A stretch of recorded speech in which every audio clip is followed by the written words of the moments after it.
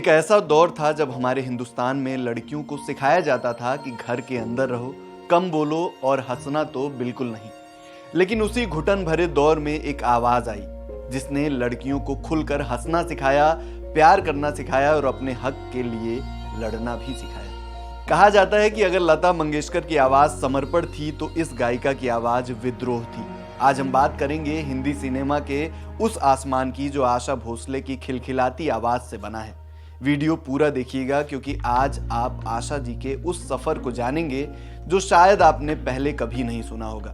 नमस्कार, मेरा नाम है निशांत मिश्रा और आप देख रहे हैं एनडीटीवी इंडिया। एक बहुत ही मशहूर लाइन है, सितारे रोज टूटते हैं पर रविवार को आसमान टूट पड़ा।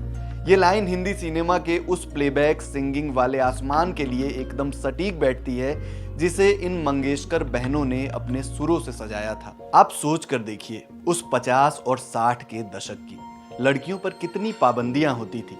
ऐसे में जब रेडियो पर आशा भोसले की खनकती और खिलखिलाती आवाज गूंजती थी तो वो सिर्फ एक गाना नहीं होता था, वो एक बगावत होती थी। उसी बगावत की छांव में कई पीढ़ियों की लड़कियों ने अपने सपने सजाए, आजादी को महसूस किया और अपनी जिंदगी अपने शर्तों पर जी ली। अगर हम दोनों लेजेंडरी बहनों को देखें तो जहां लता दीदी की आवाज में एक ठहराव था, एक पूजा और एक समर्पण था, वहीं आशा ताई की आवाज में एक विद्रोह यानी एक अल्हड़पन था। और ये अल्हड़पन उस दौर के दशकों के लिए कितना बेशकीमती था, ये बात आज भी उनके गानों को सुनकर समझी जा सकती है। लेकिन ये खिलखिलाती आवाज यूं ही नहीं बन गई, इसके पीछे एक बहुत बड़ा संघर्ष था। साल 1933 संगीत के बहुत बड़े मर्मज्ञ दीनानाथ मंगेशकर जी के घर एक बच्ची का जन्म हुआ। 4 बहनों में तीसरे नंबर पर सबसे बड़ी लता मंगेशकर, फिर मीना, तीसरे नंबर पर आशा और सबसे छोटी उषा मंगेशकर। इसके अलावा एक भाई भी थे, हृदयनाथ मंगेशकर। पूरा परिवार संगीत से भरा हुआ था, लेकिन तभी पिता दीनानाथ जी का साया सिर से उठ गया।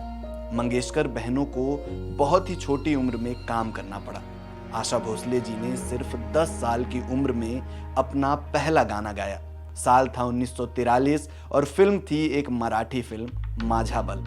यहीं से शुरू हुआ वो सफर जो रुकने वाला नहीं था। अब जब आशा जी बड़ी हुई और हिंदी सिनेमा में कदम रखा तो रास्ता बिल्कुल आसान नहीं था।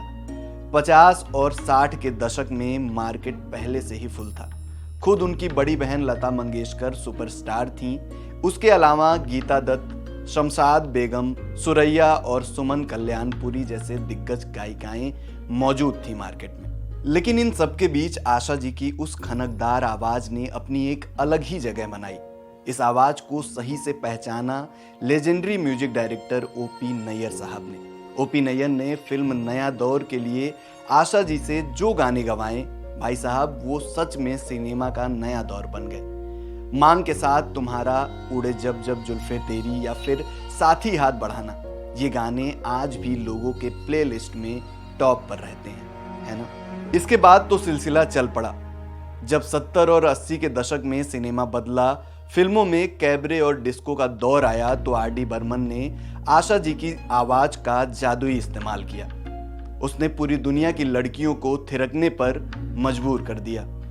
पर आशा जी सिर्फ डिस्को तक सीमित नहीं थी, उन्होंने अपनी आवाज की सरहदें खुद तोड़ी।